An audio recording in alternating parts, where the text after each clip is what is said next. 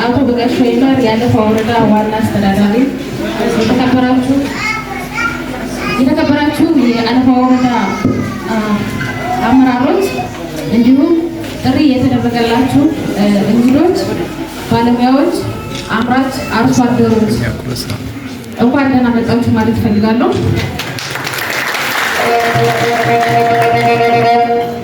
ከዚህ በመቀጠል ያው በአለፈው ወረዳ ግብርና ጽሕፈት ቤት አዘጋጅነት የ2018-19 የምርት ዘመን የበጋ መስኖ ልማትን ንቅናቄ መድረክ ለማካሄድ ነው። እንደሚታወቀው የ2017 ዓ.ም የበጋ መስኖ ልማት እቅዳችን አትሊስት ከ679 ሄክታር የበጋ መስኖ ልማት እቅድ ነበረ። እዚህ ውስጥ ደግሞ 370 ገደማ የሚደርሰው የስንዴ ልማት ይሆናል ማለት ነው። ስለዚህ ባለፈው በጀት ዓመት ወይም የምርት ዘመን የነበረን አፈጻጸም ተወስዶ ሲታይ የስንዴ ምርታችን እና ሌሎችን የበጋ አዝርዕቶችን በማካተት ከነበረን 670 447 በመፈጸም ስንዴውን ብቻ ወስዶ ሲታይ ደግሞ ከ370 ሄክታር ወደ 176 ሄክታር የፈጸምንበት ሁኔታ አለ ማለት ነው።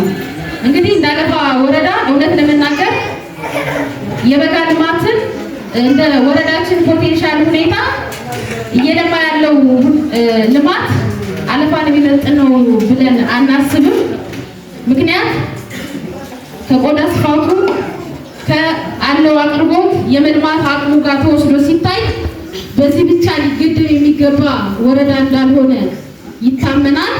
ይሁን እንጂ ካለው ችግር አንጻር ተነስቶ ደግሞ የነበረው አፈጻጸም የሚበረታታና ሊመሰገን የሚገባ በዚህ ልማት ውስጥም የተሳተፋችሁ አርሶ አደሮች፣ የወረዳ ባለሙያዎች፣ አመራሮች ምስጋና ሊቸራችሁ ይገባል። ስለዚህ ከባለፈው የነበረንን ጥንካሬ የምናስቀጥልበትና ክፍተታችንን ገምግመን ለቀጣይ የተሻለ ምርት አምርተን በጥሩ ውጤት የምንገናኝበትን ልንገመግምና ልንመክርበት የምንችል መድረክ ስለሆነ መድረኩ ከአሁኑ ሰዓት ጀምሮ የተከፈተ መሆኑን አበስራለሁ። አመሰግናለሁ። 2017 ላይ የበጋ መስኖ እቅድ አለ። አፈጻጸማችን እንደዚሁ ከነበረን የእቅድ አፈጻጸም ተነስተን ምን ጉድለቶች ወይም በምን ጥንካሬ መሄድ አለብን በሚለው የንቅናቄ መድረክ ያቀረብን ሲሆን እንግዲህ ከ2017 ላይ ስነሳ በወረዳችን እንግዲህ ከ3 የሚደርሱ የስነ ምህዳር ጸጋዎች አሉ። ያ ማለት ቆላ፣ ወይና ደጋ፣ ደጋ ነው። እንዲሁም እንግዲህ ይሄኛውን ወደ አለፋ ወረዳ ላይ የግብርና ዘርፉን ለማልማት በሁሉም አቅም ያለው ወረዳ ነው። ያ ማለት በመስኖ ተፈጥሮ ሀብት ላይም ሰብል ወይም እንስሳት እርባታም ቢሆን የተሻለ ጸጋ ያለው ወረዳ ነው። እንግዲህ ባለፉት ተከታታይ ዓመታትም በማህበረሰብም በቀምና ቅመምም በአትክልትና በኮሞዲቲ ልማት ላይ እድገት እያሳየን እንገኛለን። እንግዲህ ውጤት ሊመዘገብ የቻለበት ምክንያት አንደኛ በገበያ ተፈላጊና ገበያ ተኮር የሆኑ ሰብሎችን በማልማት ነው። እንዲሁም በክላስተር የማልማት ዘዴ እያደገ በመምጣቱ፣ ሌላው እንግዲህ የግብአት አቅርቦታችን ቴክኖሎጂ ማጠቃቀም ላይ ነው። ባለፈው ከዓመት ዓመት እየጨመረ የመጣበት ያለ አርሶ አደሩ ራሱ ፈልጎ ከባለሙያም ድጋፍ ውጭ የሆነ መስኖን ለማልማት በሰፊው እያለበት ያለው ጥረት ስለሆነ እንግዲህ ለመፈጸም የቻልነው በቴክኖሎጂና በግብአት አጠቃቀማችን ነው። ቴክኖሎጂ ልየታ ላይ አርሶ አደሩ ከነበረው ካምናው ዘንድሮ እያለ ከዓመት ዓመት የቴክኖሎጂ ፍላጎት አርሶ አደሩ በመኖሩ መስኖን ለማልማት የተሻለ መንገድ ነበረ። ሌሎችንም የተሻሉ አሰራሮችንም በመጠቀም ተግባራዊ ማድረግ ችለናል ነው። እንግዲህ አለፋ ወረዳ ላይ 2017 ላይ የነበሩ እቅዶች እንደ አለፋ ወረዳ በ2017 ላይ የነበረን የበጋ መስኖ ጠቅላላ ድምሩ 350 ሄክታር ነው። ከዚህ ውስጥ 447 ማልማት ችለናል። 447 ሄክታር ማለት ነው። እንግዲህ ከዚህ ውስጥ ስንዴ 370 ቀድ ተሰጥቶ 176ቱን ማልማት ችለናል። ያ ማለት እንግዲህ አጥጋቢ አይሆንም እንዳለፈ ወረዳ ህትመልሽ ውስጥና ጎሬ ወይቱ ነው። አለፋ ወረዳ ላይ ትልቅ ጸጋ የማልማት አቅም ያለው ወረዳ ነው። ነገር ግን እንግዲህ በአንዳንድ ምክንያቶችም ባለው ጸጥታ ችግር እንግዲህ ከ176 ድረስ ብቻ ስንዴ የተለማበት ወቅት ነበረ። እንግዲህ ምርታማነቱ ከ30 ኩንታል ወደ 35 ኩንታል ከፍ በማድረግ እቅዳችን 110,100 ኩንታል ለማግኘት ታቅዶ 6,160 ኩንታል ማምረት ችለናል። በአለፈው ዓመት ላይ እንግዲህ በአንደኛ ዙር ከለሞ መስኖ 447 ሄክታር ላይ ምርት ስናይ 42,263 ኩንታል ማግኘት ተችሏል። በሁለተኛ ዙር በተመሳሳይ በ45 ሄክታር ላይ 4,071.25 ለድምሩ 46,334.25 ኩንታል ማግኘት ችለናል። እንግዲህ የነበረው ልማት አፈጻጸሙንም እና ከአርሶ አደሮቹን ባለሙያ መስጠት የሚያስችሉበት ሁኔታ አለ።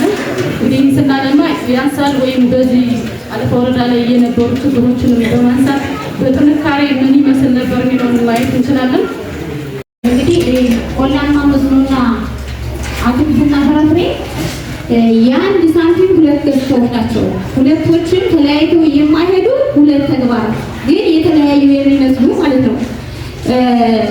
እንዳልኳችሁ የልማት ፓርቱ አትክልትና ፍራፍሬ ወይም ግብርና ይፈጽማል። የቴክኖሎጂ ፓርቱን ደግሞ ይህ ተቋም ይፈጽማል ማለት ነው። እንደ አጠቃላይ ጠቅለል ለማድረግ ይህ ተቋም አጠቃላይ የቴክኖሎጂ ሂደቱን ወይም የውሃ ሶርሱን ለመስኖ ልማቱ ምቹ ሁኔታ ወይም ምቹ መንገድ ይፈጥራል ማለት ነው። ይህም ብዬ እንደ ተቋም በ2017 እንደ የተወሰኑ ሃይላይት ነገሮችን ነው ያው ጊዜው አጭር ስለሆነ እንዲሁ ለመግቢያ አርሶ አደሩ ለመወያያ ሀሳብ ለመስጠት ይመች ያክል የተወሰኑ ነገሮችን አንዳንድ ነገሮችን አራት እያየን እንሄዳለን ማለት ነው። እንግዲህ ያው ወረዳችን በቅድም ቃልዬ ስትገልጽ እንደነበረው ከመኸር ሰብል ባልተናነሰ ለመስኖ ምቹ የሆነ የከርሰ ምድር ውሃ የገጸ ምድር ውሃ የያዘ ወረዳችን ነው። ስለዚህ በአመቱ የተለያዩ የቴክኖሎጂ ስርጭቶችን ለማሰራጨት ዘመናዊ አውታሮችን ወደ በባህላዊ ስንጠቀም የነበረውን ወደ ዘመናዊ በመቀየር የጅዋ ጉድጓዶችን የተለያዩ ኩሎችን የቴክኖሎጂ ሂደቶችን ወደ ተግባር በማስገባት የመስኖ ልማቱ ከፍ እንዲል ላቅ ያለ ድርሻ ነበረው ማለት ነው። ይህም ብዬ እንግዲህ ወደ አብይ ተግባራችን ስንገባ እንግዲህ በዚህ ክፍል ተግባሩ ውስን መስሎ ግን በጣም ህይወት የሆነ ተቋሙ ላይ ከፍተኛ ስራ ተግባር የሚፈጸምበት የስራ ክፍል ነው።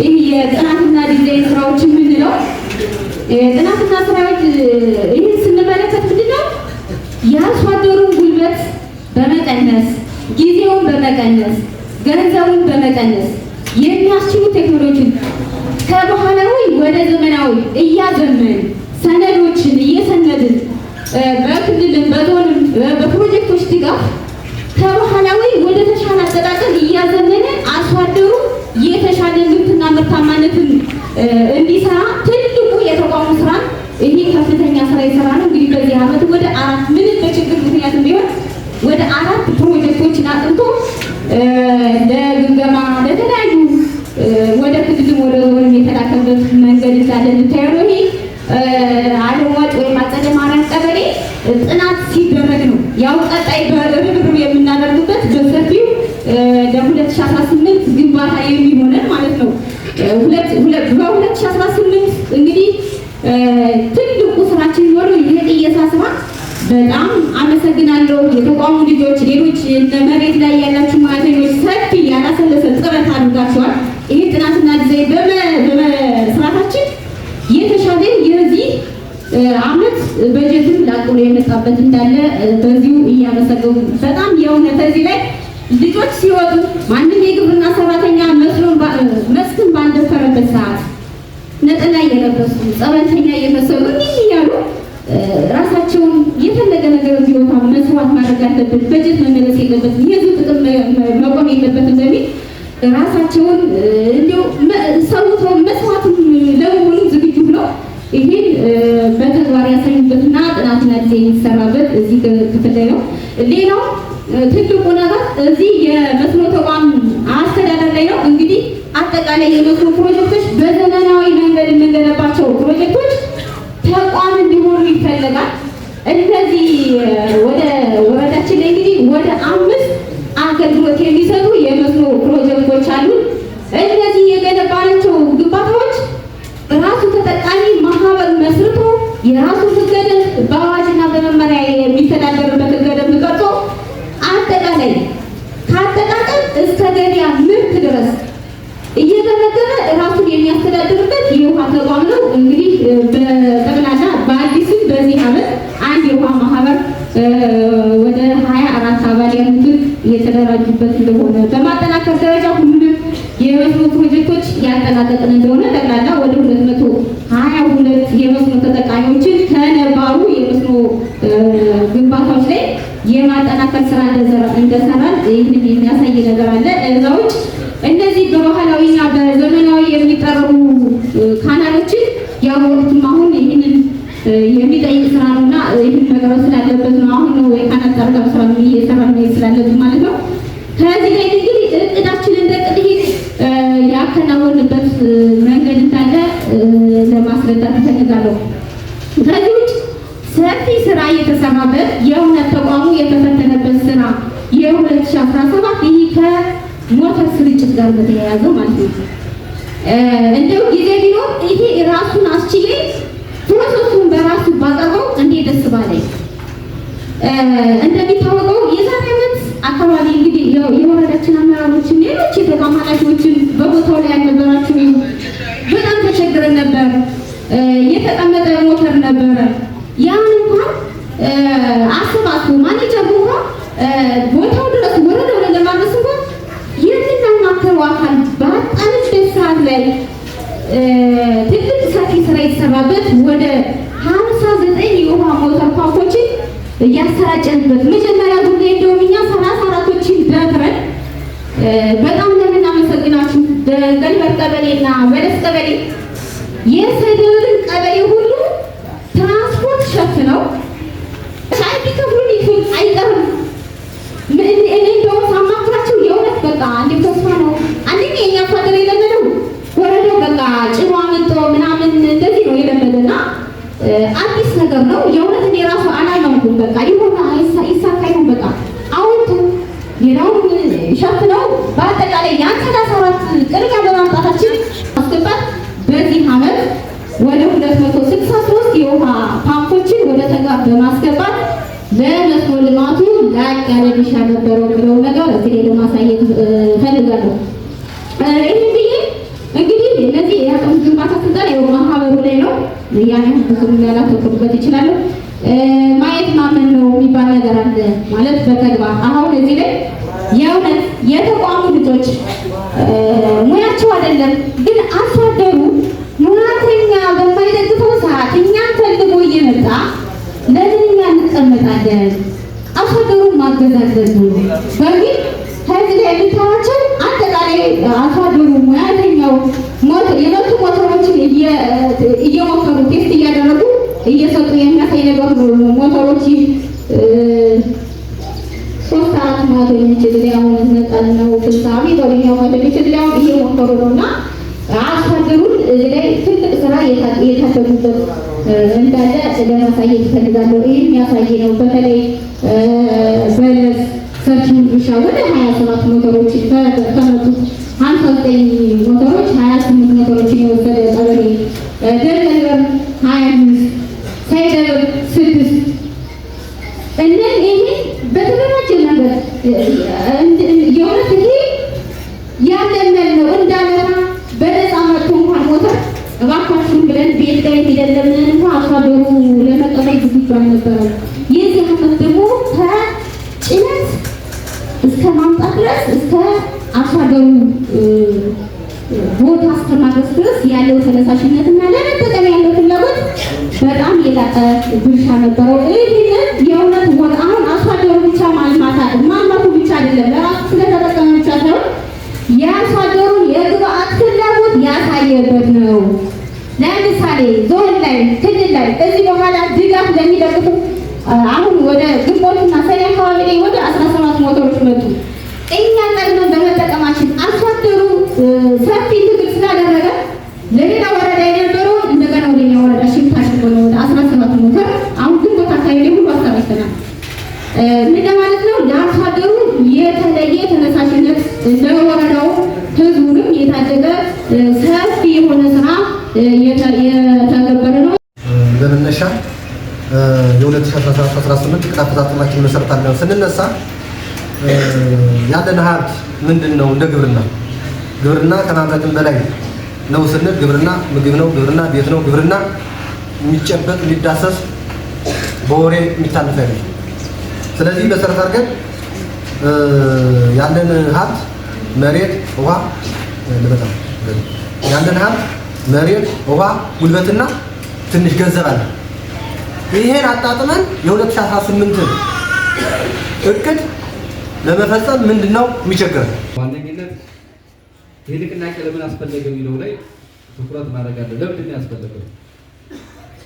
የመስኖ ተግባር፣ የግብርና ተግባር እና ሌሎች ተግባራትን ዛሬ እዚህ የተገናኘንበት ምክንያት ምንድን ነው ብለው በደንብ መነጋገርና ማሰብ ያስፈልጋል ማለት ነው። ለምንድን ነው ያስፈለገው?